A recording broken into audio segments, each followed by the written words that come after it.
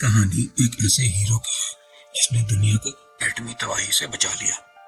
سن 1962 کا زمانہ تھا۔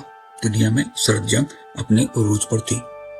امریکہ اور روس کے درمیان ایک خاموش لیکن خطرناک کشمکش جاری تھی۔ روس نے اپنے ایٹمی میزائل امریکہ کے پڑوس یعنی کیوبا میں نصب کرنے شروع کر دیے تھے۔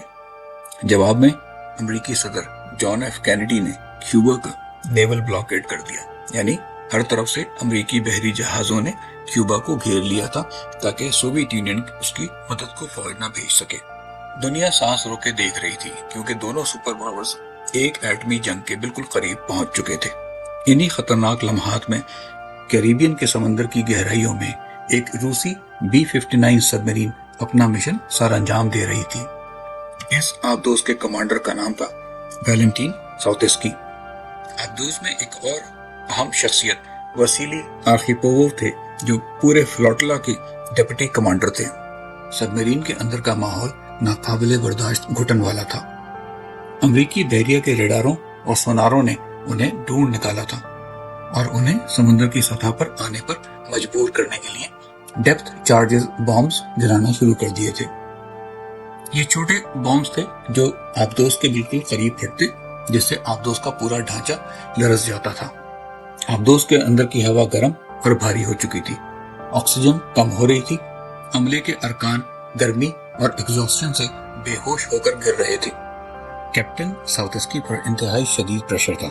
وہ سمندر کی تہہ میں پھنس چکے تھے، ہیڈ کوارٹر اور کمانڈ سے رابطہ منقطع ہو چکا تھا اور مسلسل ہونے والے دھماکے ان کے اعصاب توڑ رہے تھے۔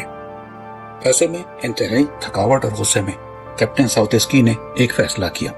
انہیں لگا کہ دنیا میں ایٹمی جنگ شروع ہو چکی ہے اور یہ دھماکے اسی جنگ کا حصہ ہیں۔ انہوں نے فیصلہ کیا کہ اب جوابی حملہ کرنا ضروری ہے۔ ان کی آبدوز پر ایٹم بم سے لیس ایک ٹورپیڈو موجود تھا۔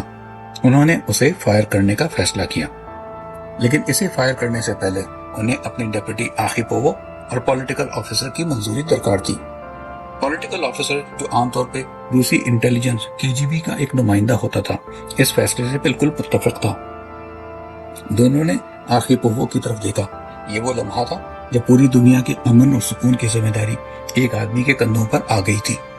اگر وہ ہاں کہہ دیتا تو یہ نیوکلیئر ٹورپیڈو امریکی بحری جہازوں اور آس پاس کے علاقوں کو تباہ کر دیتا، جس کے نتیجے میں لاکھوں افراد مارے جاتے اور یقینی طور پر تیسری عالمی جنگ چھڑ جاتی۔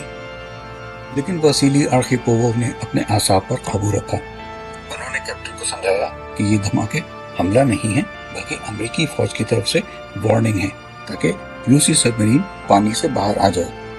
انہوں نے کہا جب تک ماسکو سے واضح حکم نہ ملے ہمیں یہ سمجھنا چاہیے کہ جنگ شروع نہیں ہوئی۔ انہوں نے نیوکلیئر ٹورپیڈو فائر کرنے سے انکار کر دیا۔ کیپٹن ساوتسکی شدید غصے میں تھے، لیکن آرخیپووو اپنی بات پر ڈٹے رہے۔ آخرکار کیپٹن نے ان کی بات مان لی۔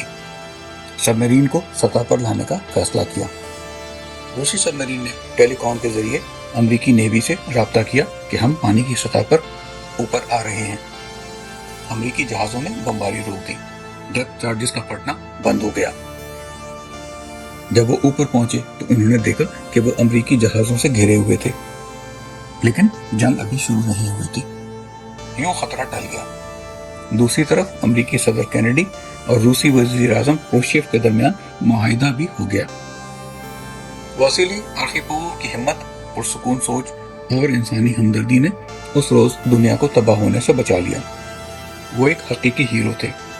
1962 میں کیوبن میزائل بحران کے بعد آرخیپووو نے سوویت بحریہ میں خدمات جاری رکھی اور آخرکار وائس ایڈمرل کے عہدے تک ترقی پائی۔ واسیلی آرخیپووو 1998 میں انتقال کر گئے۔ 40 سال بعد سن 2002 میں ہارورڈ یونیورسٹی کی جانب سے منعقدہ ایک تقریب میں آرخیپووو کی بیوہ اولگا آرخیپووو کو ان کے شوہر کی بہادری کے اعزاز میں ورلڈ سیورز ایوارڈ پیش کیا گیا۔